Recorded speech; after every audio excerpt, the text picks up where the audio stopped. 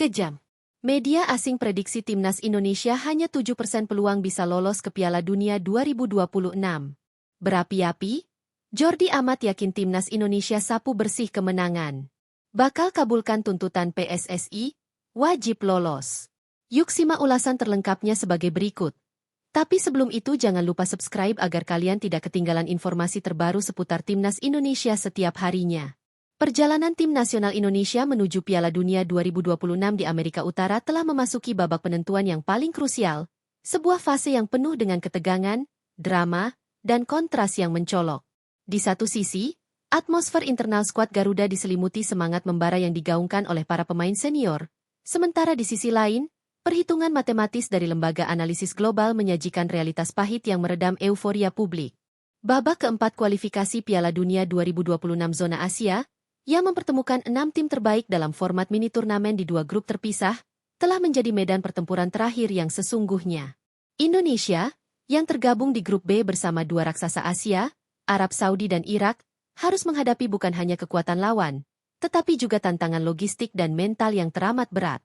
Semua mata kini tertuju ke King Abdullah Sport City di Jeddah, Arab Saudi, lokasi yang ironisnya menjadi kandang sementara bagi perjuangan Garuda. Dalam kepungan tantangan ini, Kapten tim, Jordi Amat, muncul dengan deklarasi yang berapi-api, menyatakan keyakinan mutlak bahwa Indonesia mampu menyapu bersih semua kemenangan. Namun, optimisme yang membuncah dari jantung pertahanan tim Merah Putih itu harus berbenturan keras dengan data statistik yang dilemparkan media asing.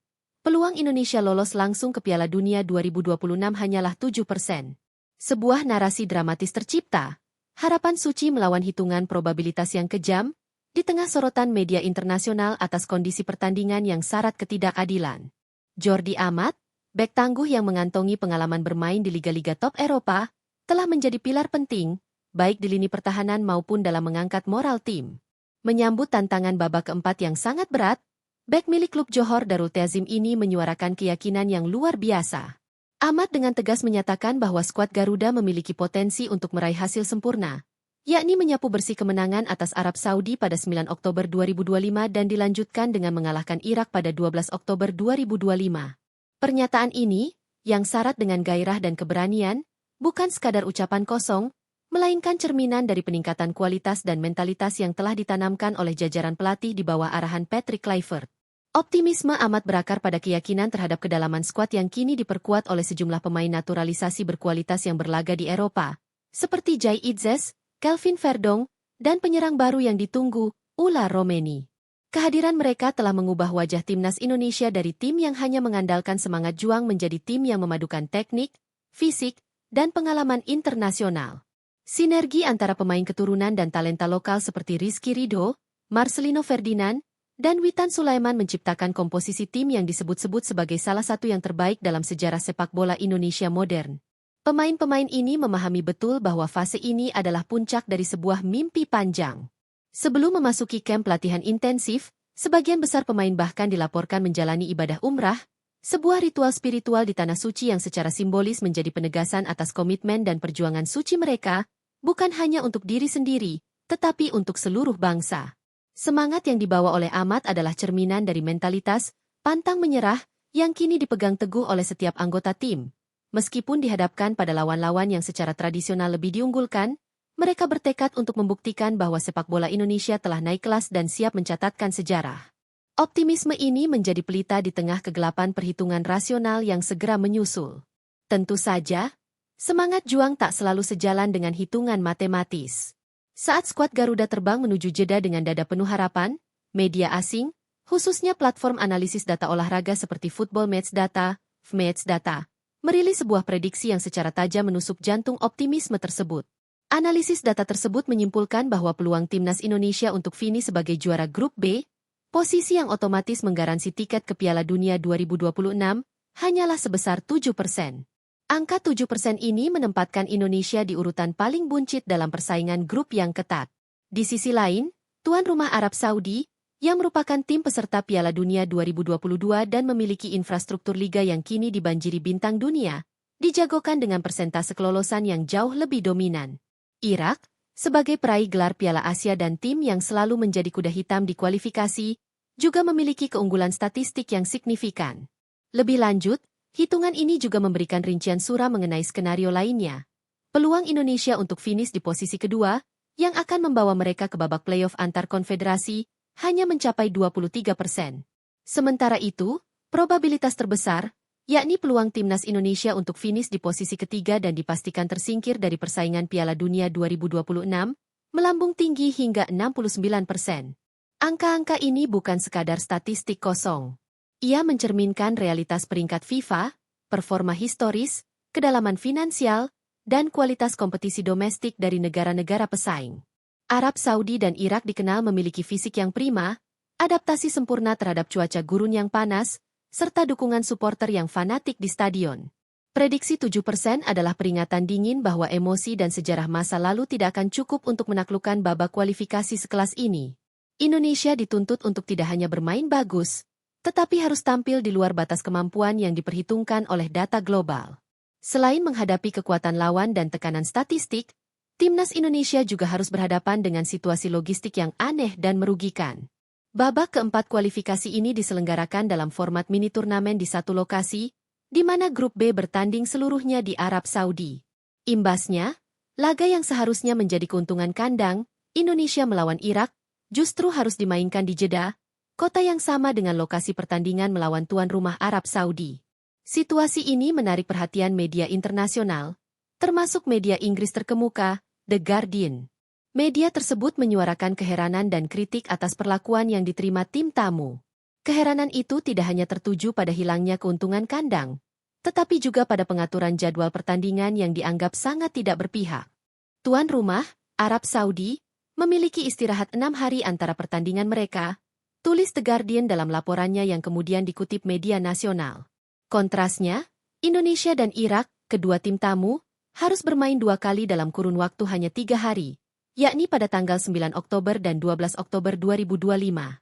Beban bermain 2 pertandingan krusial dalam rentang waktu yang begitu sempit, ditambah dengan keharusan beradaptasi dengan perjalanan jauh, perbedaan waktu, dan suhu ekstrim di Timur Tengah, dianggap sebagai tantangan yang sangat berat oleh media Inggris. Dalam sepak bola modern, pemulihan fisik adalah kunci, dan perbedaan jatah istirahat 3 hari melawan 6 hari dapat berarti perbedaan besar antara kemenangan dan kekalahan, terutama di level kompetisi tertinggi. Hal ini memaksa staf pelatih timnas Indonesia untuk merancang strategi rotasi dan manajemen kebugaran pemain yang sangat cerdas, jauh melebihi upaya taktis mereka di lapangan. Kondisi ini secara implisit menambahi poin kerugian yang harus ditanggung Indonesia dan Irak, sekaligus menguatkan prediksi bahwa peluang mereka untuk mengungguli tim tuan rumah yang dimanjakan oleh jadwal adalah sangat kecil.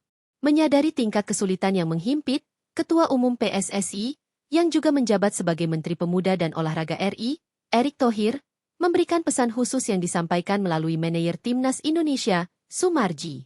Pesan tersebut tidak bersifat teknis, melainkan menyentuh esensi semangat dan tanggung jawab. Perjuangan Timnas Indonesia di babak keempat ini adalah soal harga diri bangsa. Sumarji menuturkan bahwa Erick Thohir terus-menerus memberikan motivasi kepada Rizky Ridho dan kolega, menegaskan bahwa mereka tidak berjuang hanya untuk hasil pertandingan, melainkan untuk martabat dan kehormatan Indonesia di mata dunia.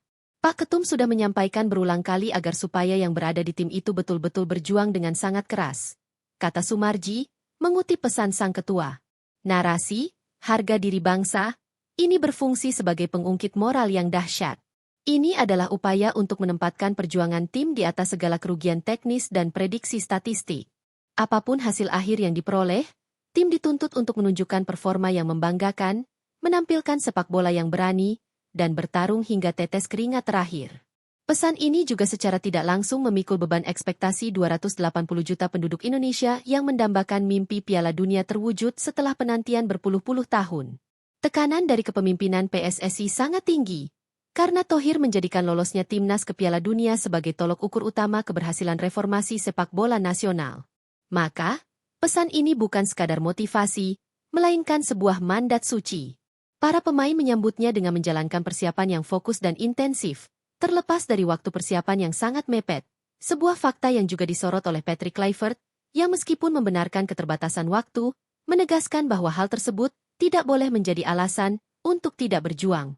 Menghadapi tantangan ganda, probabilitas 7% dan jadwal yang timpang, pelatih Patrick Kluivert, bertindak sebagai technical director atau head coach sementara pendamping Shin Tae-yong, berdasarkan berbagai laporan media yang kerap mengaitkan namanya, harus menyusun strategi yang tidak konvensional. Fokus utama adalah pada efisiensi energi. Dengan hanya memiliki waktu 3 hari istirahat, pendekatan fisik yang agresif sepanjang 90 menit mungkin menjadi bumerang. Melawan Arab Saudi, 9 Oktober 2025, yang notabene adalah tim dengan fisik prima dan dukungan masif 60.000 supporter di King Abdullah Sport City, Indonesia kemungkinan akan mengandalkan pertahanan yang rapat, transisi cepat, dan efektivitas serangan balik. Mengamankan setidaknya 1 poin di laga pembuka ini akan menjadi kunci, karena akan meringankan beban psikologis sebelum menghadapi Irak 3 hari kemudian. Laga melawan Irak, 12 Oktober 2025, diprediksi akan menjadi pertarungan yang jauh lebih sengit dan brutal secara fisik, terutama karena faktor kelelahan kumulatif. Disinilah kedalaman skuad Indonesia, termasuk para pemain naturalisasi dengan fisik Eropa yang tangguh, akan diuji. Kluivert harus cermat dalam mengatur rotasi, memastikan pemain kunci tidak terbakar habis energinya sebelum duel penentuan. Perjuangan ini bukan hanya pertarungan taktis di lapangan. Ini adalah pertarungan untuk menentang sejarah. Sejak keikutsertaan sebagai Hindia Belanda di Piala Dunia 1938, Indonesia belum pernah lagi mencicipi pentas akbar sepak bola dunia. Babak kualifikasi 2026 ini, dengan format 48 negara, dianggap sebagai kesempatan emas.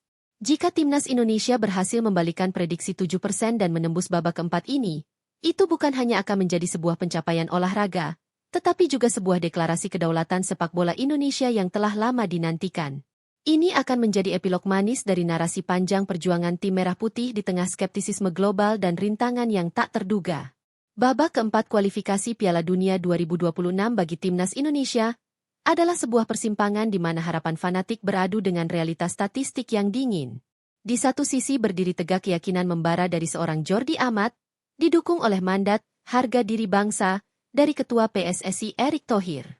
Di sisi lain, terbentang rintangan berupa probabilitas lolos 7%, lawan-lawan tangguh seperti Arab Saudi dan Irak, serta jadwal pertandingan yang diskriminatif, yang bahkan menarik sorotan kritis dari media Inggris sekelas The Guardian. Jadwal padat, lawan kuat, dan status kandang yang hilang menjadi tantangan yang harus diatasi dengan mentalitas baja dan taktik cerdas. Laga pada 9 dan 12 Oktober 2025 di Jeddah bukan sekadar memperebutkan poin, melainkan memperebutkan tempat di lembaran sejarah. Skuad Garuda kini memegang takdirnya sendiri. Mereka harus membuktikan bahwa di dunia sepak bola, angka 7% hanyalah sebuah prediksi, dan bahwa semangat juang dari sebuah bangsa yang besar jauh lebih bernilai dan tak terukur dibandingkan dengan segala data statistik. Mampukah mereka mengubah mimpi menjadi kenyataan dan menantang segala rintangan yang disebut mustahil itu? Hanya di padang rumput hijau King Abdullah Sport City, takdir Indonesia akan tertulis.